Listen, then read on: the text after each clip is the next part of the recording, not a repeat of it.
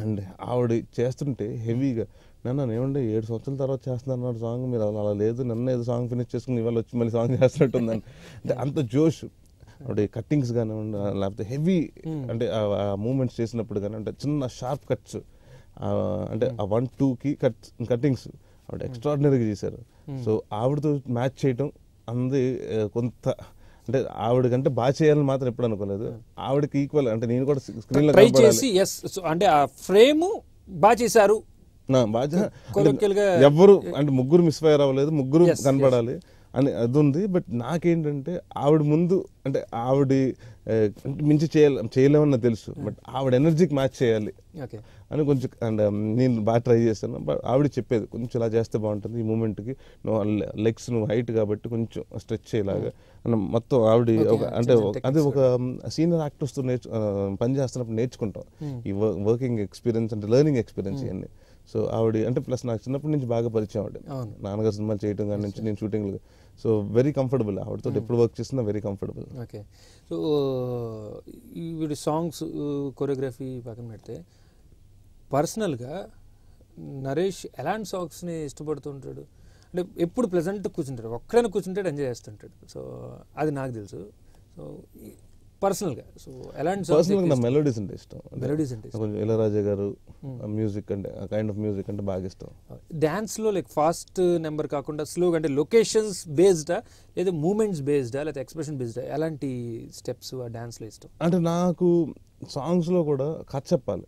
నా montage songs అని నాకు ఇష్టం. కరుణాకరణ్ గారు మాంటేజ్ చాలా బాగుంటుంది. ఎందుకంటే దాంట్లో ఒక అంటే ఇంట్రెస్టింగ్ ఫ్యాక్టర్ ఉంటుంది, ఒక హీరో క్యారెక్టరైజేషన్ ఉంటుంది, హీరోయిన్ క్యారెక్టరైజేషన్ ఉంటుంది. చేయటం కూడా చాలా కష్టం అది. ఎందుకంటే ఒక కాన్సెప్ట్ అనుకోవాలి మొత్తం అన్ని అంటే దానికి సినిమాకి ఎంత కష్టపడతారో ఒక సాంగ్కి 5 నిమిషాలకి అంత కష్టపడాలి. సో అది కుదించాలి. అంటే వాళ్ళ క్యారెక్టరైజేషన్ గురించి కానీ, వాళ్ళ తాలూకు గురించి, వాళ్ళ హీరోయిన్ బిహేవియర్ గురించి, లేకపోతే పక్కన ఫ్రెండ్స్ వాళ్ళు నా అమ్మాయి ఫ్యామిలీ చూపెట్టాలంటే ఎంత. సో మాంటేజ్ సాంగ్స్ అంటే కథతో చిన్న ఫన్తో ఉన్నది బాగా ఇష్టం. అంటే డాన్స్ అనుకో ఇప్పుడు ఫోక్ అంటే హెవీగా అంటే అది ఇష్టం. అంటే చేయటం ఎండ్ 1-2 అంటే అది ఏంటంటే ఒక చిన్న విజువల్గా ఇప్పుడు నాకు ప్రాణం సినిమా ఉంటుంది, దాంట్లో నిండు నూరేళ్ళు సావాసంలో పెద్ద డాన్సే ఉండదు. బట్ ఆ సాంగ్ మీరు నిజంగా ఎక్కువ కష్టపడ్డాం. ఎందుకంటే దాదాపు 220 లొకేషన్స్ ఎన్నో చేసాం అండ్ 8 రోజులు షూట్ చేసాం సాంగ్. 8 రోజులు. సో అంటే అలాంటిది ఇప్పుడు కొల్లేరులో చేసాం. అక్కడ ఏంటంటే పరిస్థితి లాంచ్లో వెళ్ళే వాళ్ళం, పరిస్థితి తప్పే ఉండేది కదా. సో దాంట్లో అలాగా అంటే కొంచెం టైం కూడా పడుతుంది. ఎందుకంటే అక్కడ నీకు మ్యాన్ పవర్ అంటే ల్యాండ్ లేదు కాబట్టి, కొల్లేరు అనేది ఇప్పుడు వాటర్ కాబట్టి క్రెయిన్ ఏదైనా పెట్టాలన్నా పైన షిప్ అదే మన అలాంటి అంటే విజువల్గా బాగుంటాయి, అంటే లాంగ్ రన్లో గుర్తుంటాయి. అంటే డెఫినెట్గా డాన్స్ ఇప్పుడు ఇంద్ర మూమెంట్ అంటే మనం ఇంద్ర అంటే చిరంజీవి గారు వేణ మూమెంట్ గుర్తు చేస్తే సో అలాంటివి గుర్తుండే. బట్ నాకు పర్సనల్గా ఏంటంటే ఈ చేసినప్పుడు అంటే చిన్న క్యూట్ థింగ్, ఎందుకంటే నాకు ఎక్కువ నా సినిమాలో కామెడీ ప్రధానంగా ఉంటుంది కాబట్టి దాంట్లో కూడా ఏదైనా చిన్న అల్లర్లు చిన్న మిర్చీలు చేస్తే బాగుంటుందని. సో నేను ప్రిఫర్ చేస్తాను. బట్ యాజ్ అన్ ఇదిగా అంటే ఐ వుడ్ లవ్ టు అంటే స్పీడ్ సాంగ్కి బాగా డాన్స్ చేయాలని ఉంటుంది, అంటే జోష్ వస్తుంది.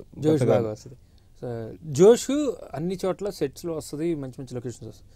బట్ జోషు మొత్తం మంచు, ఆ మంచులో అంటే చూడటానికి చాలా బాగుంది, భలే మంచు ఉంది అనుకుంటాం. చేయి తీసి తినటం కూడా కష్టం, పైగా స్విట్జర్లాండ్లో ఇంకా కష్టం.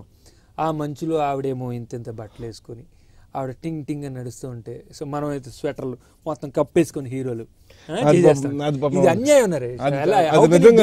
నిజంగా నాకు ఇప్పుడు బాగా వస్తుంటుంది. ఎందుకంటే హీరోయిన్స్కి పాపం అంటే మామూలుగా షార్ట్స్ వేసుకున్నా లేకపోతే 3/4 చేసినా చలి, మనకేంటంటే ఓకే జాకెట్ వేస్తాం ఇంకోటి. అండ్ ఆ చల్లు చేయడం చాలా కష్టం. ఎందుకంటే ముందు నీకు థమ్స్ కింద కాళ్ళు కడి నుంచి ఇదైపోతుంటాయి. అంటే ప్లస్ ఆక్సిజన్ అక్కడ చాలా తక్కువ ఉంటుంది. పైకి కొంచెం హై ఆల్టిట్యూడ్కి వెళ్తే స్నో ఉన్న ప్లేసెస్కి వెళ్తుంటే కొంచెం ఆక్సిజన్ తక్కువ ఉంటుంది. సో స్టామినా అంటే ఎక్కువ చేస్తుంటే బ్రీత్ ఉంటుంది కొంచెం. సో అది కొంత కష్టం.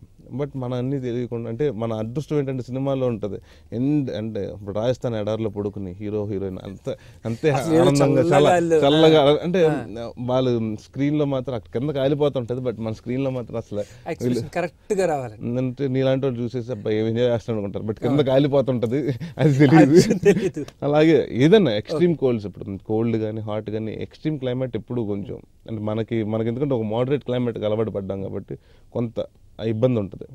బాబాయ్ ఇప్పుడు సినిమా రిలీజ్ అవుతుందంటే, సో ఒక సినిమా నరేష్ సినిమా రిలీజ్ అవుతుందంటే, నేను మిమ్మల్ని దగ్గరగా చూసాను కాబట్టి నరేష్ నన్ను ఫ్రెండ్స్ కూడా బాగా టెన్షన్ పడతారు. నరేష్ ఎంత టెన్షన్ పడతాడు, ఒక 80% టెన్షన్, బాబాయ్ ఎలా ఉంది బాబాయ్, బాబాయ్ ఎలా ఉంది బాబాయ్.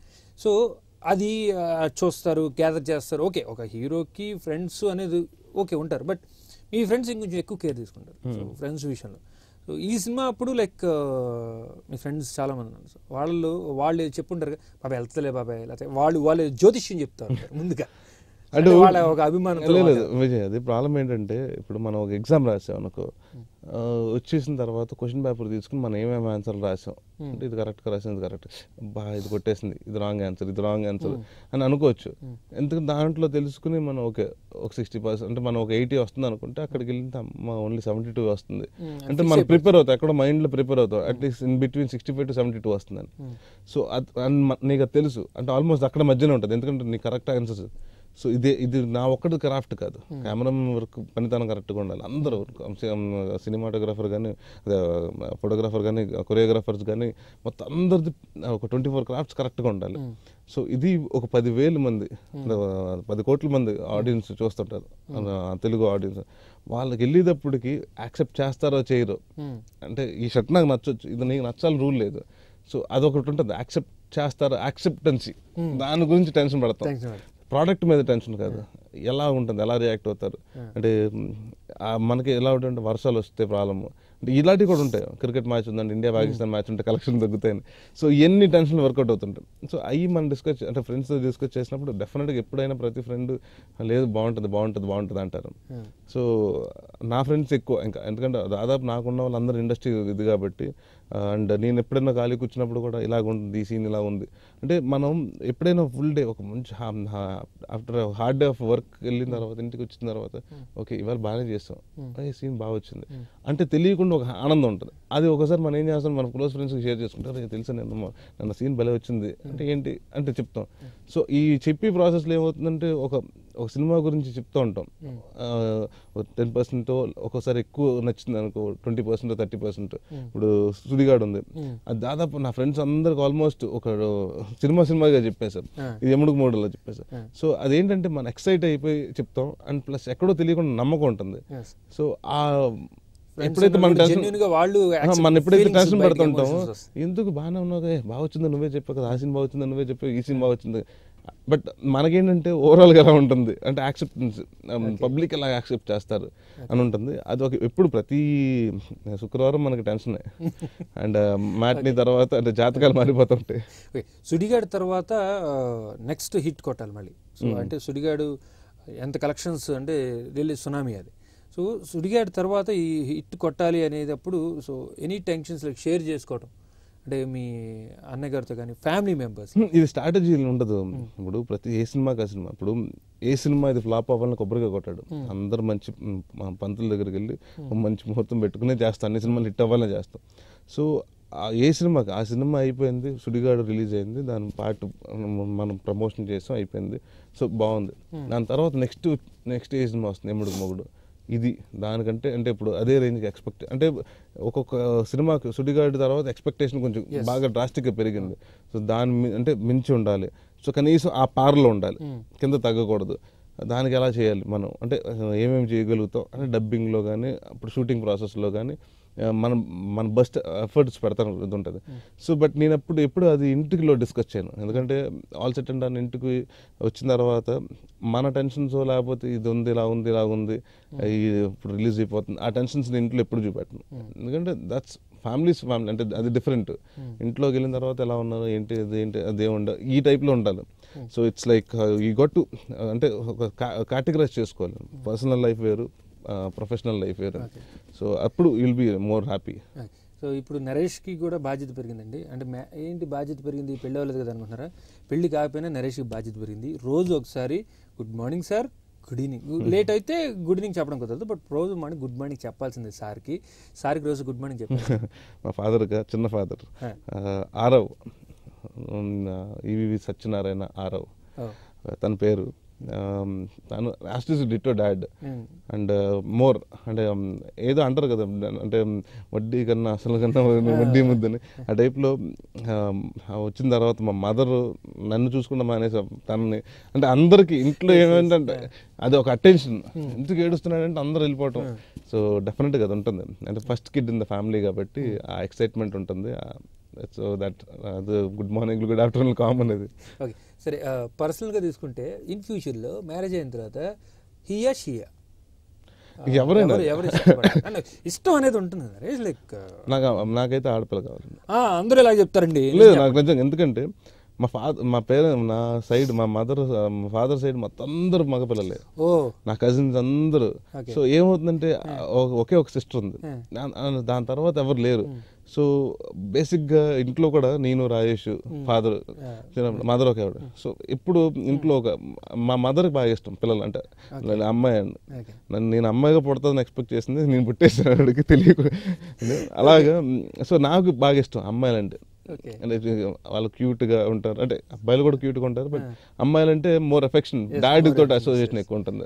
అబ్బాయిలంటే అబ్బాయిలతో అబ్బాయి అయితే మదర్ తోటి ఎక్కువ ఉంటుంది ఫాదర్కి ఎక్కువ డాటర్ తోటి అఫెక్షన్ ఉంటుంది. అదే అంటుంటారు ఏంటంటే కూస్తంత కూతురు ఉంటే కంచం కూడా మంచం దగ్గరకు వస్తుందంట. సో అంటే అంటే నాకు అంత సామెత తెలియదు. నేను ఎప్పుడు ఫస్ట్ టైం నన్ను క్రియేట్ చేసేవాళ్ళు తెలియదు మా సిస్టర్ చెప్పిన విషయమే. సరే ఈ సినిమా విషయం పక్కన పెడితే పాలకోల్ అనేది సెకండ్ హోమ్ నరేష్కి. మీకు హైదరాబాద్లో మిస్సింగ్గా అయితే పాలకొల్లు ఎతకండి మన నరేష్ ఇక్కడ కనపడతాడు. So Palakollu almost all second home. So you are staying there like almost all movies అన్నీ కూడా అక్కడ ఎక్కువ. పాలకొల్లు తక్కువే నాకు, పాలకొల్లు తక్కువ కానీ RFC రామోజీ ఫిల్మ్స్ నా సెకండ్ హోమ్. ఎందుకంటే దాదాపు సంవత్సరంలో ఒక 6 నెలలు అక్కడ ఉంటాను. ఏదో సినిమా అంటే సాంగ్స్ అనో లేకపోతే సీన్స్ అనో లేకపోతే ఎక్కువ ఫిల్మ్ సిటీలో జరుగుతుంటాయి. అండ్ పాలకొల్లు నేను పుట్టిన ప్లేస్ యాక్చువల్లీ. సో అక్కడ నేను ఇదివరకు సుందరకాండ చేశాను, దాని తర్వాత బెట్టింగ్ మగారా చేశాను, ఇది 3వ సినిమా. సో నేను పుట్టింది పాలకొల్లు గవర్నమెంట్ హాస్పిటల్లో. అక్కడికి వెళ్ళినప్పుడు ప్రతిసారి చూసుకుంటాం పాలకొల్లు గుడి అంటే బస్సు డిపో నాకు బాగా గుర్తుంది. ఎందుకంటే మా మదర్ ఫస్ట్ టైం నన్ను వెకేషన్ తీసుకెళ్ళినప్పుడు ఎక్కడైతే రైల్వే స్టేషన్ దిగి అక్కడ నుంచి బస్సు ఎక్కి మా ఊరు వచ్చి సో ఆ ట్రావెల్ అంతా ఒకసారి మనకి అలా కొంచెం రిఫ్లెక్ట్ అవుతుంటుంది. సో అది బాగా ఇష్టమైన ప్లేస్. ఇంకో విషయం 8 ప్యాక్ 6 ప్యాక్ ఫ్యామిలీ ప్యాక్లు జంబో ప్యాక్లు కూడా వస్తున్నాయి ఈ మధ్య. సో ఇన్ని ప్యాక్స్ మెయింటైన్ చేయడం చాలా కష్టం. బట్ ఇది ఒకే సింగిల్ ప్యాక్ని ఎలా మెయింటైన్ చేస్తున్నాను అంటే అసలు ఏం తింటున్నావు ఏంటి నాకు కొన్ని తెలుసు బట్ జనాలు కూడా అనుకుంటున్నారు ఎలా మెయింటైన్ చేస్తున్నాడు నరేష్. అంటే నిజంగా చెప్పను నేనేం ఎక్సర్సైజ్ చేయను, నేనేమి చేయను. అండ్ అంటే వన్ థింగ్ ఏంటంటే నెలకి అట్లీస్ట్ తెలియకుండా 2 సాంగ్లు ఒక ఫైట్ ఏదో జరుగుతుంది. సో తెలియకుండా మనం ఫిజికల్గా వర్క్ చేస్తుంటాం కాబట్టి అండ్ దాదాపు 30 days మంత్ వర్క్ చేస్తుంటాం. సో అవి ఎక్కువ అంటే మూమెంటరీ ఉంటుంది కదా మన డాన్సులు కానీ లేదా ఎక్కువ ఫిజికల్ యాక్టివిటీ ఉంటుంది కాబట్టి అదొకటి. ప్లస్ డెఫినెట్ అంటే నా చిన్నప్పటి నుంచి కొంచెం అంతే పెద్ద లాభం కాదు. సో అది ఒక గాడ్ గిఫ్టో లేకపోతే మ్యానుఫ్యాక్చరింగ్ డిఫెక్టో తెలియదు. సో అదే కంటిన్యూ అవుతుంది. కర్డ్ రైస్ బాగా ఇష్టం ఉంటుంది కదా. సో ఎందుకని కర్డ్ రైస్ చికెన్ మటన్ అన్నీ ఇష్టం. నేను అంటే ఫుడ్ ఏం కాదు నాకు అంటే ఇదే తినాలి అదే తినకూడదని లేదు బట్ అన్నీ ఎంజాయ్ చేస్తాను నేను. సో మ్యూజిక్ కోటి గారు. సో కోటి గారు నిజంగా 1,000,000 స్వరాలు ఇస్తుంటారు సార్. మాకు ఒక్క స్వరం కదంటే నేను 1,000,000 స్వరాలు ఇస్తాను తీసుకొని. సో బ్యాక్గ్రౌండ్ స్కోర్ కానీ చాలా హెల్దీగా ఉంటుంది, ఆయన మ్యూజిక్ ఎప్పుడు వినసొంపుగా ఉంటుంది. సో కోటి గారు ఫస్ట్ టైం ఒక డిఫరెంట్ సోషల్ ఫ్యాంటసీ సినిమాకి ఇచ్చారు అని నేను అనుకుంటున్నాను. లేదు ఆయన చాలా సినిమాలు చేశారు. కోటి గారు కాదు ఫస్ట్ టైం నాకు సోషల్ ఫ్యాంటసీ. అండ్ అంటే ఆయనకి ఏంటంటే ఆయన ఎక్స్ట్రాడినరీ, ఆయన RR అంటే is specialist in RR. And మాకేంటంటే సిచ్యువేషన్స్ కూడా ఎక్కువ అవేగా లేకపోతే ఇది ఐటమ్ సాంగ్ లేకపోతే ఇంకోటి హీరో ఇంట్రడక్షన్ సాంగ్ ప్లేస్ చేయడానికి లేదు. ఇది అంత పాటలు కూడా కథతో వెళ్తూ ఉంటుంది. సో కొంత ఇప్పుడు తిలోత్తమ ఫస్ట్ సాంగ్ అది కొంచెం మెలోడీగా అంటే అమ్మాయి దేవకన్య పాడుతుంటే ఆ అమ్మాయి ఆ చిన్న గ్రాంధికంతో పాడితే బాగుంటుంది. సో అది ఏంటంటే మ్యూజిక్ కొంచెం తక్కువగా ఉండి కొంచెం ఎక్కువ లిరిక్స్ వినపడుతూ అంటే ఈ మధ్య కాలంలో లిరిక్స్ వినపడుతూ అంటే అంటే అన్నీ ఉన్నాయి ఇప్పుడు దాంట్లో ఇంక నెక్స్ట్ సాంగ్లో అవి కూడా ఉంటాయి. అంటే ఒక్కొక్కటి ఒక్కొక్క కాన్సెప్ట్. ఎందుకంటే ఆ అమ్మాయి పాడుతున్నప్పుడు కొంచెం ప్లెజెంట్ ఫీల్, అంటే ఒక స్లో మెలోడియస్గా పాడితే బాగుంటుందని. అది దాని తర్వాత ఇంకొక సాంగ్ ఉంది. అమ్మాయి పాయింట్ ఆఫ్ వ్యూలో పాడిన పాటలు రెండు అలాగే ఉంటాయి. మళ్ళీ నా పాయింట్ ఆఫ్ వ్యూలో పాడిన పాట మళ్ళీ నాది కొంచెం అలరగా చిల్లరగా ఉంటుంది. పిస్తోళ్ళు పిల్ల దాని మీద కొంచెం మళ్ళీ కొంచెం పెప్పీగా ఉంటుంది.